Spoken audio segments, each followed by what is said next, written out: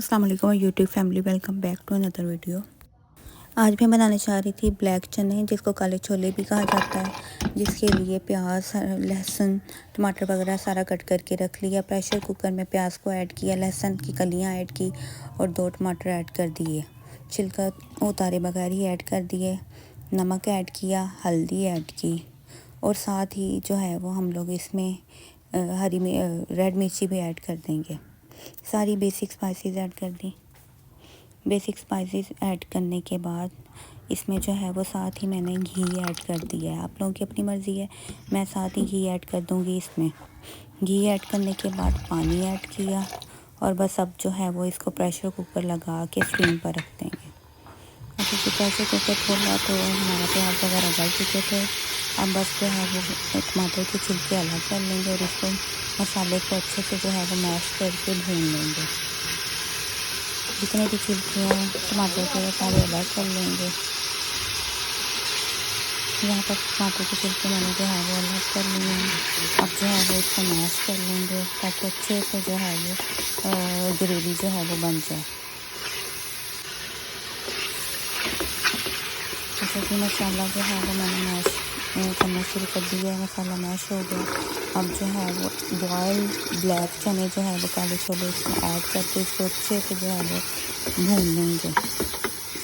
यहाँ पर कुछ लोग जो है वो दही वगैरह भी ऐड करते हैं। मैंने जो है वो टमाटर 2 ऐड कर दिए थे, दही ऐड नहीं किया।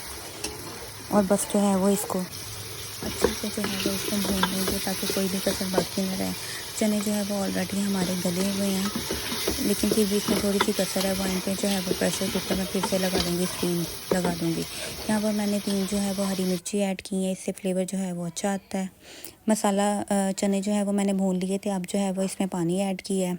पानी ऐड करने के बाद इसको जो है वो कुछ देर के लिए प्रेशर कुकर लगा देंगे ताकि जितनी भी कसर बाकी है वो ख़त्म हो जाए। यहाँ पर कुछ खड़े मसाले ऐड किए, खड़े मसाले ऐड कर दिए। इनका इससे जो है वो फ्लेवर बहुत अच्छा आता है, खुशबू भी बड़ी अच्छी आती है। अच्छा जी, यहाँ पर प्रेशर कुकर लगाया मैंने कुछ देर के लिए, 10 से 15 मिनट के लिए काफ़ी होगा। जितने भी काले चने जो है वो बॉयल किए जाएं फिर भी जो है वो खड़े खड़े रहते हैं। यहाँ पर गल गए थे। बस अब इसमें जो है वो धनिया वगैरह ऐड कर देंगे। सालन जो है वो हमारा रेडी है, डन हो चुका है। बस इसमें कुछ जो है वो धनिया, गरम मसाला वगैरह ऐड करके जो है वो इसको डन कर देंगे। मैं जो है वो शोरबा थोड़ा गाढ़ा गाढ़ा रखती हूँ, पतला नहीं रखती हूँ। पतला शोरबा जो है वो अच्छा नहीं लगता है, थोड़ा गाढ़ा गाढ़ा शोरबा जो है वो अच्छा लगता है क्योंकि ये खड़े होते हैं। वाइट चने जो है वो गल जाते हैं बहुत अच्छे से। अच्छा जी, सालन जो है वो हमारा एकदम रेडी है, पक चुका है। ज़रूर ट्राई कीजिएगा, बहुत ही आसान रेसिपी है चने बनाने की। आई होप कि आपको आज की रेसिपी अच्छी लगी होगी। ज़रूर ट्राई कीजिएगा। अल्लाह हाफिज़।